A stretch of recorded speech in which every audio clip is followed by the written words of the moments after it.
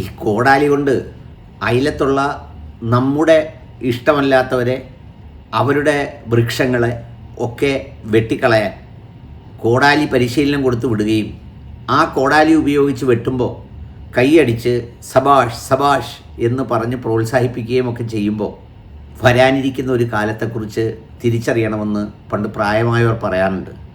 എന്താ കാലം എന്നറിയുമോ? അതേ കോടാലി കൊണ്ട് അവൻ നമ്മളെയും വെട്ടാൻ വരുന്ന കാലം. ഇത് നാടൻ ഭാഷയിലെ ഒരു പഴമയുടെ പ്രയോഗമാണ്. സൈക്കോളജിയിൽ ഇതിനെക്കുറിച്ച് പറയുന്നുണ്ട്. നമ്മളൊരു ഡിസ്കണ്ടൻറ്റ്, ഒരു വെറുപ്പ്, ഒരു വിദ്വേഷം നമ്മുടെ മക്കളിൽ പഠിപ്പിച്ച് മറ്റുള്ളവരോട് പെരുമാറാനായി ശീലിപ്പിച്ചാൽ, അതിനവസരം നൽകിയാൽ അവനതങ്ങ് ശീലമാക്കി പിന്നെ ഏറ്റവും മാരകമാം വിധം പെരുമാറുന്നത് നമ്മളോട് തന്നെ ആയിരിക്കുമെന്ന്. ഇതൊക്കെ ഇപ്പോൾ പറയാൻ കാര്യം എന്താണെന്ന് ചോദിച്ചാൽ വേറൊന്നുമല്ല, നമ്മുടെ PC ജോർജിൻ്റെ ഒരു പ്രസ്താവന കണ്ടു. ദേ ഒന്ന് കാണാം. വോട്ടുണ്ടെങ്കിൽ പിന്നെ എന്തെളുപ്പമായിരുന്നു കോൺഗ്രസ് എങ്ങനെ പിണറായി വിജയൻ ഇവിടെ ഭരിച്ചത്? അപ്പം പിതാക്കന്മാരെല്ലാം കൂടെ കോൺഗ്രസിന് കൊടുത്ത് കൂടുതൽ കിട്ടിയോ വോട്ട്? അങ്ങനെ കുറേ പിതാക്കന്മാരുണ്ട്. എന്ത് ഉളത്തരം പറഞ്ഞ് നടക്കുന്ന പിതാക്കന്മാർ. രാഷ്ട്രീയം BJP എന്ന് പറഞ്ഞ ഒരുമാതിരി ഹാരളകന്ന് എനിക്ക് തലയ്ക്ക് ശരിയില്ലായിട്ടാണ് എൻ്റെ അഭിപ്രായം. നീ ഇത് തന്നെ കൊടുത്തേരെ കേട്ടോ. പുതിയ നിയമ ഭേദഗതി ആർക്കും ആശങ്കപ്പെടേണ്ട കാര്യമില്ല എന്നാണ് PC ജോർജ്. ആശങ്ക ആർക്കും ആവശ്യമില്ല. കേരളത്തിൽ ഈ ക്രിസ്ത്യാനി നമ്മൾ ഇവിടെ കിടന്ന് ചാടുന്നവരെ എത്ര ഉണ്ടെന്നറിയാം. ഞാൻ ഉൾപ്പെടെ ക്രിസ്ത്യാനി ഇന്ത്യ രാജ്യത്തിൽ 2.5% എന്നത്തെയാണ് കിടന്ന് ചാടുന്നത്. BJPയുടെ മാന്യത കൊണ്ടല്ലേ അവരെ ചുവന്നുകൊണ്ട് നടക്കുന്നത്. ഇത്രയും കൂടെ ക്രിസ്ത്യാനി അംഗീകരിച്ച ഒരു രാഷ്ട്രീയ പാർട്ടി ഉണ്ടായിട്ടുണ്ടോ? കോൺഗ്രസ് ഭരിച്ചു പോലും ഇത്തരം ക്രിസ്ത്യാനി മുഖ്യമന്ത്രി ഉണ്ടായിട്ടുണ്ടോ? ഇതൊക്കെ ഒളിച്ചു വെച്ചുകൊണ്ട് ഈ പിതാക്കന്മാരൊക്കെ ഗുണസ്ഥലം പറയാൻ പാടില്ല. അതുകൊണ്ട് ഇത്രയും ഘടിപ്പിച്ച് പറയുന്നത്. കൊടുക്കുമ്പോൾ ഇത് മുഴുവൻ കൊടുക്കണം. നോക്കൂ, അഹങ്കാരം, അസത്യം, ബഹുമാനമില്ലായ്മ, വിദ്വേഷം, വെറുപ്പ്, ഇതെല്ലാം ഉണ്ട് ആ വാക്കുകളിൽ. ഇദ്ദേഹം ഒരിടത്ത് മത്സരിക്കുന്നുണ്ട്, മോനെ അടുത്ത സ്ഥലത്ത് മത്സരിപ്പിക്കുന്നുമുണ്ട്.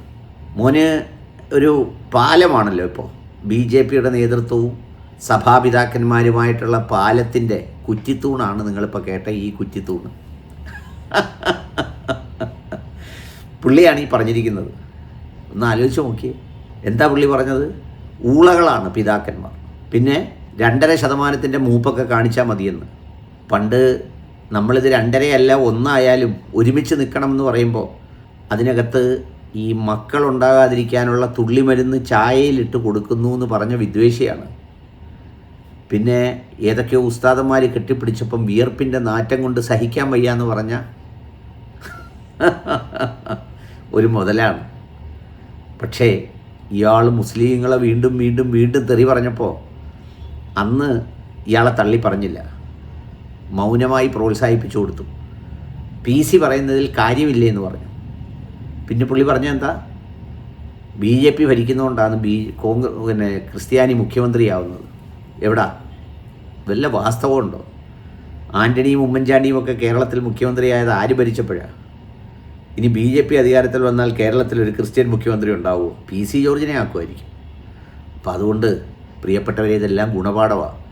FCR അതിൻ്റെ സ്വഭാവം, അതുണ്ടാക്കുന്ന പ്രത്യാഘാതത്തെക്കുറിച്ച് വർഷങ്ങളായി ഇത് നടത്തിപ്പോരുന്ന സഭാപിതാക്കന്മാരോടും ഈ ക്രൈസ്തവ സഭയുടെ പേരിലുള്ള NGOകളോടും ബാക്കിയുള്ളവരോടും ഒന്നും പറയേണ്ട കാര്യമില്ല. ഇത് യഥാർത്ഥത്തിൽ ഒരു കത്രിക പൂട്ടാണ്. വെറും കത്രിക പൂട്ടല്ല, വരച്ച വരയിലിട്ട് ഇഷ്ടമുള്ളതുപോലെ കറക്കാനുള്ള കത്രിക പൂട്ട്. കൂടാതെ ഒരുപാട് സ്ഥലങ്ങളും സ്ഥാപനങ്ങളുമൊക്കെ പലതരത്തിൽ തർക്കവിഷയങ്ങളാക്കാനും പിടിച്ചെടുക്കാനുമുള്ള പൂട്ട്. അത് തന്നെയാണ്. ഇതവർ ഡിസൈഡഡാണ്. അതുകൊണ്ടാണ് കിരൺ റിജ്ജു പറഞ്ഞത് ഇനി ഈ വിഷയത്തിൽ ചർച്ചയില്ല എന്ന് പറഞ്ഞത്. ഇലക്ഷൻ പ്രമാണിച്ച് പോലും ഒരു ഉടായിപ്പ് ഉറപ്പ് പോലും നൽകാൻ അവർ തയ്യാറല്ല എന്ന് തന്നെയാണ്. PC ജോർജ് ജയ് ഹോ.